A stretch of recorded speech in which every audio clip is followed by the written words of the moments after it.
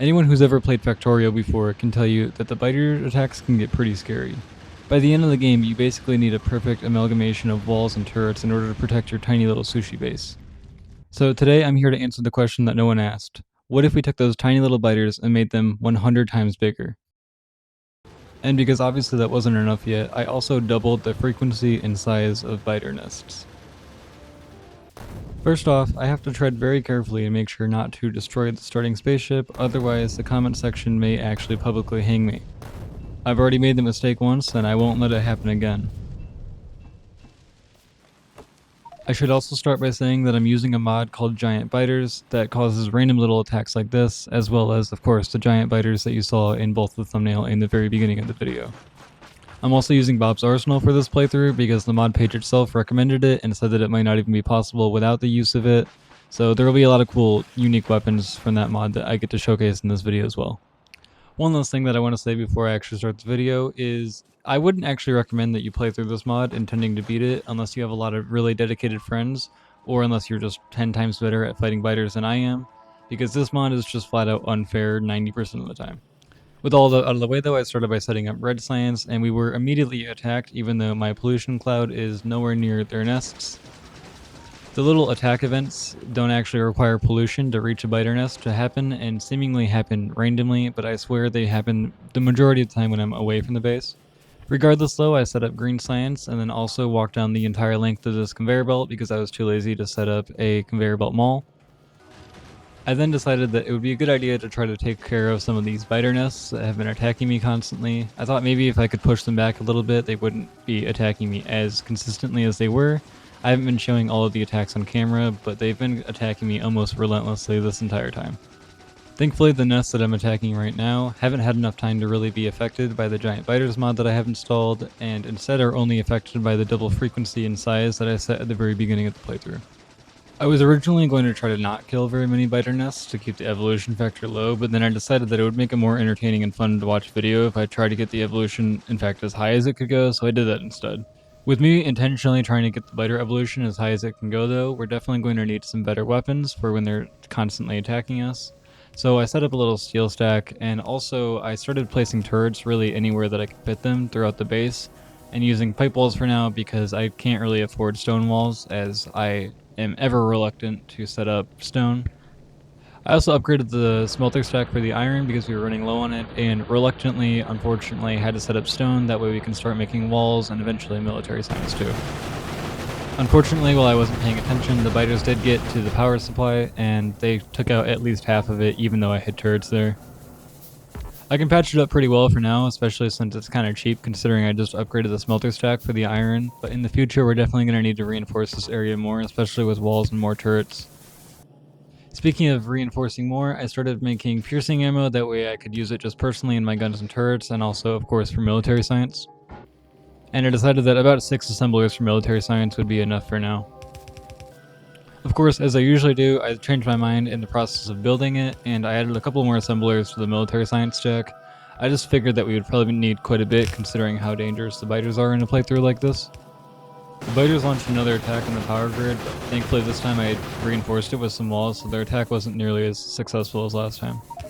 This is the first time in the playthrough that we're actually getting a nest that just occurs naturally. This can happen sometimes when they tunnel underneath and then they make these holes which essentially function as nests. And at least I do, I always just come over and shoot them like normal nests. I think the holes actually have less health than a lot of the nests, but they are pretty resistant to fire if I remember. I just remember my flamethrower not being very effective against them. But in general, they're pretty fun, and they can happen anywhere, especially right outside your base like this one happened to. And especially later on in the playthrough, they get a lot more dangerous than the ones that you're seeing right now. If you're playing through this mod for yourself for some reason, the explosive rockets with the tank, like the explosive tank rounds or just from a rocket launcher, as well as grenades, and especially cluster grenades, are pretty effective against the little holes like this just because they're not very resistant to explosive damage. But honestly, even if you just come through with a gun early on, you're going to be totally fine, especially if you have red ammo by now. Now, something that I consider to be a lot more dangerous is these human soldiers that will attack you occasionally. This attack didn't go that poorly because my turrets can actually reach them and shoot them, but later on these guys will come through with sniper rifles and they'll actually outrange most of your turrets, so you need to really be proactive. Speaking of being proactive, someone told me that the biters have some oils, so of course I gotta come over and steal that. We'll just tell people that they had nukes or something, and it should go over just fine with the public. Although on a more serious note, this oil outpost is going to get attacked fairly often just because of the pollution that the pump jacks produce, so I'm setting up some turrets here, and I'll eventually start using the actual first new turret in the Bob's Arsenal mod called the Sniper Turret to keep away the biters. It's especially effective against spitters. Of course, now that we have oil though, I want to start researching flamethrowers, and I got really excited when I saw nitroglycerin, but looking farther into the video, the nitroglycerin was never really used for very much, other than, I think, flame rockets. You can see here though that the sniper turret has enough range to cover the entire outpost if I put it directly in the middle, so they are really effective for stuff like this. This should be more than enough protection for now though, especially since the biters haven't evolved yet. Of course I want to set up blue science, so I started making sulfur and petroleum over here while I wait for the flamethrowers to research. With petroleum all set up, we can finally have sulfur and plastic on the bus, and then I can also start placing flamethrower turrets throughout the base, which are of course going to be a huge help in keeping the biters back. The research that I'm showing off now is one of the rockets from the Bob's Arsenal mod, and they're way harder to craft, as you can see, than normal rockets in the game, but they also do more damage, and also you can get these cool ones like this flame rocket, and there's also multiple other ones with various effects like electricity or acid or poison, and you can eventually combine them all together to make a fusion rocket. Now that blue science had been set up though, I was preparing to craft everything that I would need to set up a new base and possibly move when we were attacked by our first boss biter. These biters are incredibly dangerous, and they also have a ridiculous amount of health as well as range like you can see here. Just this very first boss biter was difficult enough that it almost made me think about quitting the challenge right here. This massive spitter has 120,000 HP, and it has an 18% resistance to every type of damage in the game. For those of you wondering, the strongest enemy in the base game is a behemoth biter, and they start off with 3,000 HP, so this one boss alone is the equivalent of 40 behemoth biters, as well as having higher resistances. To put it even more into perspective, the small biters that you fight at the very beginning of the game only have 15 health, which means that if we're not factoring in resistances at all, which obviously play a pretty big part, this one biter alone is worth over 8,000 of the small biters. That's without even factoring in the insane range that it has, as well as the fact that it can one-shot me and most of my buildings. You can already see the amount of damage that it's done to my base, and it has only been here for a short time. Another thing to factor in is that I attempted this challenge quite a few times, and this biter always showed up right after I unlocked blue science, so I don't even think that you can quickly progress to rockets or something, or even like yellow science, in order to try to outscale it. I'm pretty sure this guy just immediately attacks you as soon as you unlock flamethrowers, which means that he's always equally as hard. Combining all that with the fact that the biters are also scaling rapidly, and this is only the first big biter of the mod, this is why I was seriously considering giving it all up here, because I didn't even think that I'd possibly be able to beat it. Fighting an enemy this big and this powerful, especially this early on, really does just set in your mind that it might not even be possible, and it really is demoralizing, especially when you're seeing how many times that I've died to this one boss. And it's even worse when you see how much damage that he's constantly doing to the entire base. On all my previous attempts, he completely wiped out my entire base, and I was never able to kill him because at that point I didn't even have flamethrowers yet. I just unlocked blue science and was trying to progress faster. But this time I knew to unlock flamethrowers, and we just barely survived, even though he did wipe out the majority of the base. Now you do get rewards for killing these big biters, but in my opinion they're not nearly powerful enough to make up for how strong the actual biters themselves are. Every time you kill a giant boss biter like this, they give you multiple productivity and speed modules, including level 2 and 3 ones, which, don't get me wrong, is a nice bonus, but considering how difficult these actually are, I don't think it adds up. Obviously I'm not a mod designer, but if I had to give my 2 cents, I would personally say that it would be cool if maybe they dropped some science packs that you didn't quite have access to yet, like purple or yellow, or even if they've dropped some more powerful weapons from Bob's Arsenal, since this mod is intended to be played with that. Regardless though, our base was so messed up that I actually decided to just completely restart on another world, and I'm setting up plastic and sulfur there again, and you can see as soon as I research blue science, here he is again attacking us. Now I will say this attack did go much better, and I killed him much quicker with him damaging a lot less of the base. The only thing that he did end up taking out this time was my blue science research, which obviously compared to how much damage he was able to do to us last time is a huge improvement. You'll see later on though, this boss is just the very beginning, and it only gets worse from here on out. For that reason, you can see that I started to automate flamethrower turrets. Now, it's not very good right now because my steel production is seriously lacking, but it's at least enough to make enough turrets that I can line the outside walls with them, and hopefully next time we get attacked, the turrets will seriously help. It is worth mentioning though that eventually the flamethrowers won't even be enough because the mod is specifically designed to have all types of enemies that are resistant to at least each type of damage, so eventually we're going to need all types of different kinds of damage in order to truly keep our base safe. But for now, we're setting up advanced oil production so that hopefully we can start working on purple and yellow science. You can also see I got my first personal weapon from Bob's Arsenal, which is a sniper rifle, and obviously it's not super effective against these small biters because of the slow fire rate, but against the bigger ones it really does help out quite a bit. Another weapon that I was able to get due to advanced oil production was these little napalm canisters, and they also help out quite a lot. Throwing one, they look a little underwhelming, but their damage is really good on nests, and they're really good for killing the big biters later on. This attack here on the oil pipeline wall would have been a great chance for me to show off the napalm grenades that I just unlocked, but unfortunately I just used normal grenades here for some reason, probably because I wasn't thinking about it and I just figured that it would be the quickest way to take care of the problem. But looking back, it would have been really cool if I was able to show off the napalm grenades immediately after building them. I find it weird that they attack the pipeline itself as opposed to the outpost, but I'm not too upset. Here you can see I did get a chance to show off the napalm grenades and how effective they are, especially at killing worms. You can throw them a lot farther than your flamethrower can normally reach, so they're pretty good for kind of just doing a drive-by on a giant nest outpost like this and taking out at least the worms so that you can move in with your flamethrower and take out the nest yourself. At first, I was trying to preserve the trees and not set too many of them on fire, but once it started, I figured it was worth just burning the entire forest down and kind of using it as a weapon in and of itself to attack the biters since they were so integrated with this forest over here. If you do choose to play such a painful mod yourself, then I would seriously recommend making these napalm canisters because they helped quite a bit. You can also see we're getting attacked by human soldiers again, and just getting hit by one of their sniper rifles almost is enough to kill me. I tried to use the napalm canisters here, but they're relatively ineffective because the fire goes out so much faster than it normally would if you were using something like a flamethrower. Thankfully though, I've already made my own sniper rifle, which I showed off earlier, and that helps quite a bit in trying to take them out because they don't actually have that much health. The flamethrower with the red ammo that I currently have loaded into it does a couple hundred damage every time I shoot, so it's pretty effective at taking these guys out. They did still kill me, but thankfully I got a couple good napalm canister attacks on them, and then also my flamethrowers took out the rest of them. However, I was immediately attacked again, and this time I wasn't lucky enough to actually survive the initial assault of sniper rifles, so they did end up taking me out.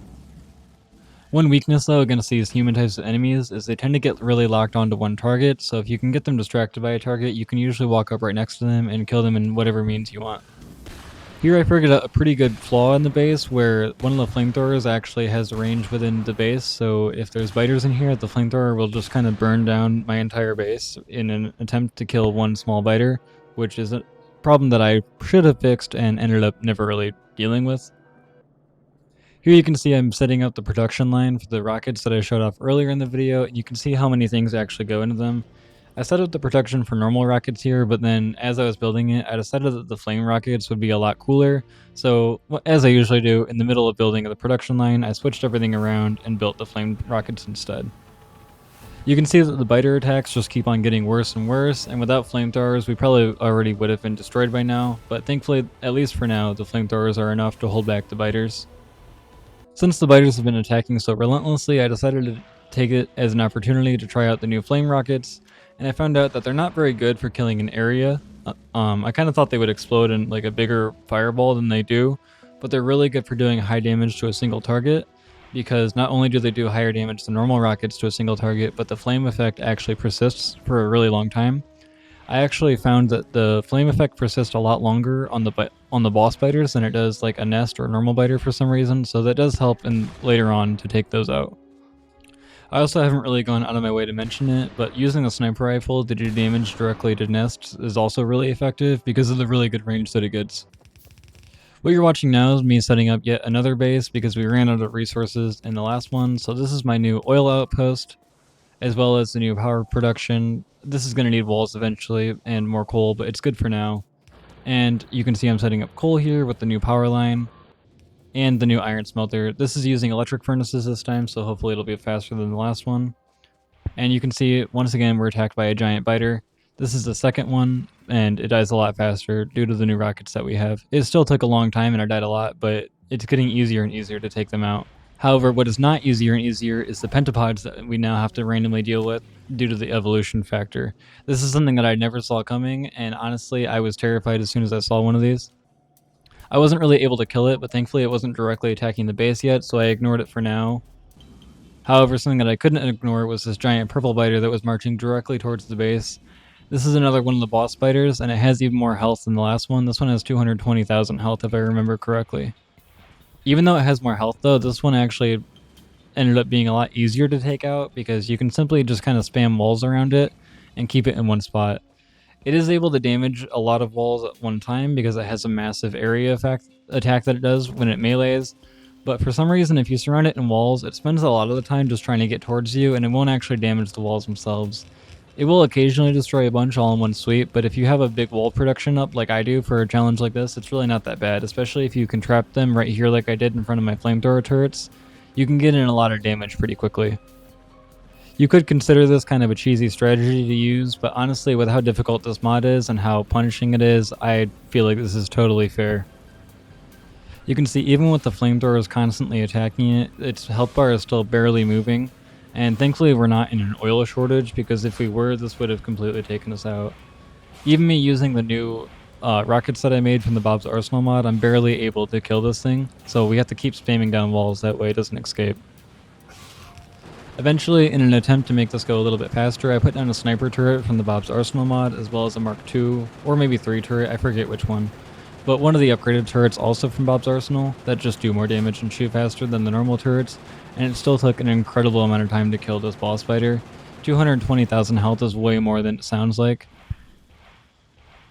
Unfortunately, you can see the boss fighter was eventually able to make it through our walls, and he started destroying the mining outpost that we had going on here. But of all the things that he could break, this is honestly the least valuable, so I was happy that at least he didn't attack a more important part of the base. And he did keep walking back and forth in that giant puddle of fire for a long time, which thankfully was able to get off a lot of damage. You can see his health bar here looks pretty low, but he's actually still got thousands of health left, and it'll still be a long time before we're able to kill him. So for now, I'm just going to keep on boxing him in with the walls and spraying with the flamethrower, hoping for the best. It's crazy to think that most of the enemies in this game are killed within seconds by a flamethrower, especially a flamethrower turret. But a boss like this, it almost does nothing, and you can't even really see their health bar move when they're being attacked by multiple turrets at the same time. I really didn't want this guy to wipe out my entire base, so since I'm a little bit faster than him, I actually decided to take him and kind of lead him away from the base, and just spray him with the flamethrower for the final part of his health bar. This boss had way more health than the last one, and honestly was probably easier, but I really don't want to be attacked by one of those giant spitters again, so I had to keep progressing the base. A little while after we killed that giant purple biter, I was able to set up low density structure as well as small electric engines, which obviously are a lot of the things that you need to make a rocket. So before long, we finally had a rocket set up, and you can see I used the new LED lights from the Space Age expansion, and they're honestly so cool. Thankfully though, fighting through all those biters, we were still eventually able to launch a rocket and beat the base game. This is a series that I would like to eventually expand into Space Age, if that's something that any of you are interested in. I think it'd be really fun, especially to see what the other planets are like. I haven't actually seen what they're like, or if it's any different than Novice, so I think that'd be fun. And once again, as always, thank you so much to all of my Patreon and YouTube members. You guys really do mean the world to me, and you really do benefit me and help me to keep this going. So I can't thank you enough, like I said, and I hope you all enjoyed the video. Here you can see I am launching some extra materials up just if we ever do expand to Space Age, so that would be pretty cool.